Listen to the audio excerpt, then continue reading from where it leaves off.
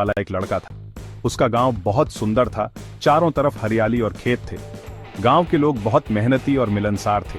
वो बहुत दयालु और मददगार था। रामू हमेशा दूसरों की मदद करने के लिए तैयार रहता था, चाहे वो कोई बुजुर्ग हो या कोई बच्चा। सब उसे पसंद करते थे। रामू बहुत ईमानदार था। गांव के लोग उसकी ईमानदारी और सच्चाई की बहुत तारीफ करते थे। वो हमेशा सच बोलता था, चाहे कितना भी मुश्किल क्यों ना हो। एक बार गांव में एक विवाद हुआ और रामू ने सच बोलकर सबको सुलह करवा दी। एक दिन रामू बाजार से घर जा रहा था। बाजार में बहुत भीड़ थी, लोग खरीदारी कर रहे थे और दुकानदार अपनी चीजें बेच रहे थे। उसने सब्जियां बेची थीं और कुछ पैसे कमाए थे। रामू खुश था। उसने सोचा कि वो इन पैसों से अपनी छोटी बहन के लिए कुछ खास खरीदेगा। वो अपनी छोटी बहन के लिए मिठाई खरीदना चाहता था। मिठाई की दुकान पर पहुंचकर उसने अपनी पसंदीदा मिठाई खरीदी। अचानक आसमान काला हो गया। जोरदार बारिश होने लगी। लोग इधर उधर भागने लगे और दुकानदार अपनी दुकानों को ढकने लगे। रामू भागकर छिपने के लिए जगह ढूंढने लगा। बारिश इतनी तेज थी कि कुछ भी साफ नहीं दिख रहा था। उसने एक बड़ा पेड़ देखा और उसकी तरफ भागा। पेड़ के नीचे पहुंचकर उसने राहत की सांस ली और सोचा कि बारिश रुकने का इंतजार करेगा। पेड़ के नीचे खड़े होकर रामू ने सोचा कि कैसे वो अपनी बहन को मिठाई देकर खुश करेगा।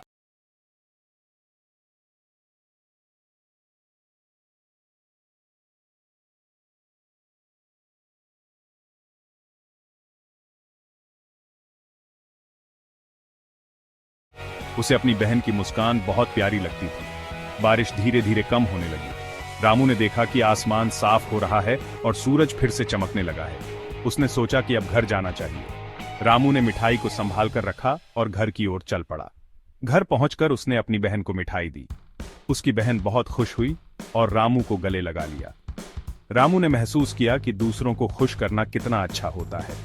उसने सोचा कि वो हमेशा इसी तरह दूसरों की मदद करेगा और सबको खुश रखेगा। रामू अपनी ईमानदारी के लिए जाना जाता था। गांव के लोग उस पर भरोसा करते थे। वे जानते थे कि रामू कभी झूठ नहीं बोलेगा या धोखा नहीं देगा। कुछ लोग रामू पर हंसते थे। वे कहते थे कि ईमानदारी से वो अमीर नहीं बनेगा, लेकिन रामू को परवाह नहीं थी। वो जानता था कि ईमानदारी जरूरी है। एक दिन रामू को बाजार में एक खोया हुआ सिक्का मिला। वो उसे रख सकता था, लेकिन उसने उसे वापस उसके मालिक को दे दिया। सबने रामू की तारीफ की। तेज हवा चल रही थी और बारिश रामू पर पड़ रही थी। वो पेड़ के नीचे दुबका हुआ था, ठंड से कांप रहा था। वो चाहता था कि तूफान जल्दी से चला जाए। जैसे ही तूफान तेज हुआ, रामू ने पेड़ की जड़ों के पास कुछ पड़ा हुआ देखा। यह एक भारी बैग था, आधा कीचड़ में दबा हुआ था। उत्सुकता से उसने उसे बाहर निकाला। रामू का दिल जोर से धड़क रहा था। वह दुविधा में था। उसके हाथ में एक बैग था जो उसने गांव के रास्ते पर पाया था। बैग भारी था और उसमें कुछ कीमती चीजें थीं। रामू ने बैग को खोलकर देखा तो उसकी आंखें चौंधिया गईं। बैग सोने के सिक्कों से भरा हुआ था। इतने सारे सोने को देखकर रामू का मन विचलित हो गया। वह सोचने लगा कि अगर यह सोना उसका होता तो उसकी जिंदगी कितनी बदल जाती। वह जानता था कि उसे बैग का मालिक ढूंढना चाहिए, लेकिन यह काम इतना आसान नहीं था। गांव में बहुत सारे लोग थे और हर किसी का अपना अपना काम था। रामू ने सोचा कि अगर वह बैग का मालिक नहीं ढूंढ पाया तो क्या होगा? क्या वह इस सोने को अपने पास रख सकता है? लेकिन फिर उसे अपने माता पिता की बातें याद आईं। लेकिन इतने सारे सोने के बारे में सोचना बहुत लुभावना था। रामू ने सोचा कि अगर वह इस सोने को बेच दे तो वह अपने परिवार के लिए एक अच्छा घर बना सकता है। वह अपने बच्चों को अच्छी शिक्षा दिला सकता है और अपने माता पिता की देखभाल कर सकता है। लेकिन फिर उसे अपने माता पिता की शिक्षा याद आई। उसे अपने माता पिता की शिक्षा याद आई। जब वह छोटा था, उसके माता पिता ने उसे हमेशा सिखाया था कि ईमानदारी सबसे अच्छी नीति है। वे कहते थे कि चाहे कुछ भी हो जाए, हमें हमेशा सच्चाई का साथ देना चाहिए। रामू ने सोचा कि अगर वह इस सोने को अपने पास रख लेता है तो वह अपने माता पिता की शिक्षा के खिलाफ जाएगा। वे हमेशा कहते थे, ईमानदारी सबसे अच्छी नीति है। रामू ने सोचा कि अगर वह इस सोने को अपने पास रख लेता है तो वह अपने माता पिता की शिक्षा के खिलाफ जाएगा। उसने सोचा कि अगर उसके माता पिता यहाँ होते तो वे क्या करते? वे निश्चित रूप से बैग का मालिक ढूंढने की कोशिश करते। रामू जानता था कि वे सही थे। उसने सोचा कि अगर वह इस सोने को अपने पास रख लेता है तो वह अपने माता पिता की शिक्षा के खिलाफ जाएगा। उसने सोचा कि अगर उसके माता पिता यहाँ होते तो वे क्या करते?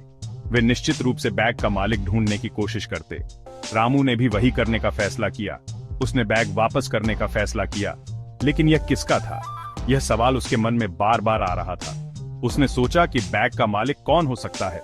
क्या वह किसी अमीर आदमी का है या किसी गरीब किसान का?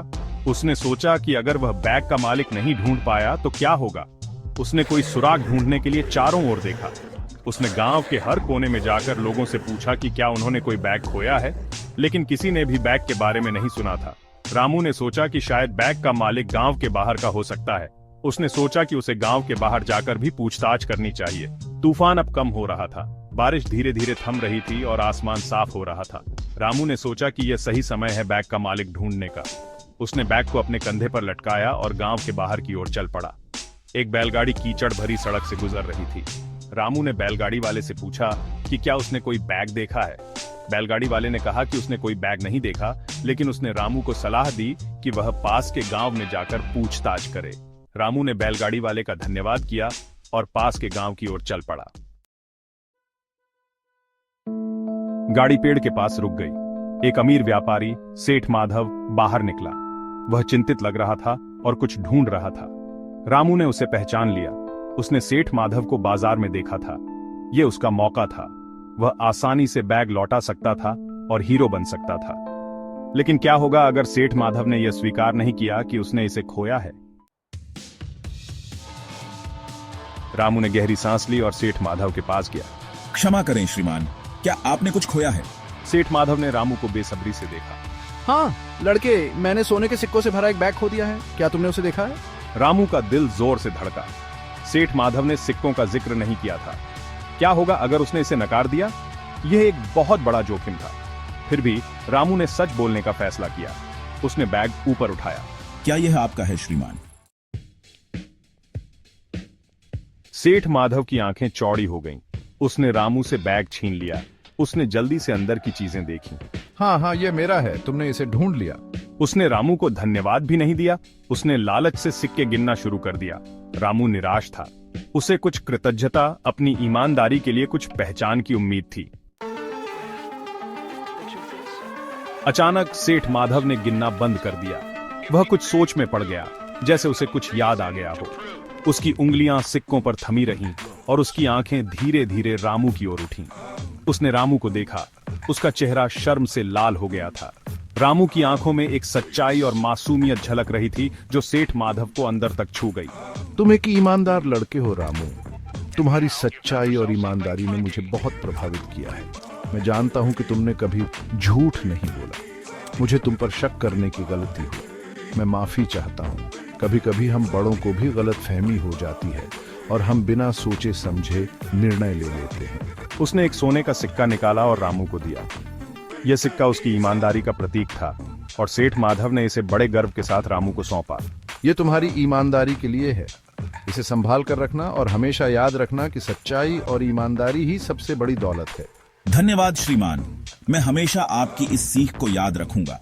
यह सिक्का मेरे लिए बहुत कीमती है, लेकिन आपकी दी हुई सीख उससे भी ज्यादा। लेकिन ईमानदारी ही अपना इनाम है। यह सिक्का तो बस एक प्रतीक है। असली इनाम तो वह गर्व और संतोष है जो मुझे अपनी सच्चाई से मिला है। रामू उस दिन खाली हाथ घर लौटा, लेकिन उसका दिल गर्व से भरा हुआ था। उसने अपने आप को साबित कर दिया था और यह एहसास किसी भी दौलत से बढ़कर था। उसने ईमानदारी की परीक्षा पास कर ली थी। यह एक ऐसा सबक था जो उसे जीवन भर याद रहेगा और उसने यह सबक अपने दिल में बसा लिया था और यह किसी भी सोने के सिक्के से ज्यादा कीमती था। रामू ने उस दिन सीखा कि सच्चाई और ईमानदारी ही असली दौलत है और यह सबक उसे जीवन भर प्रेरित करता रहेगा।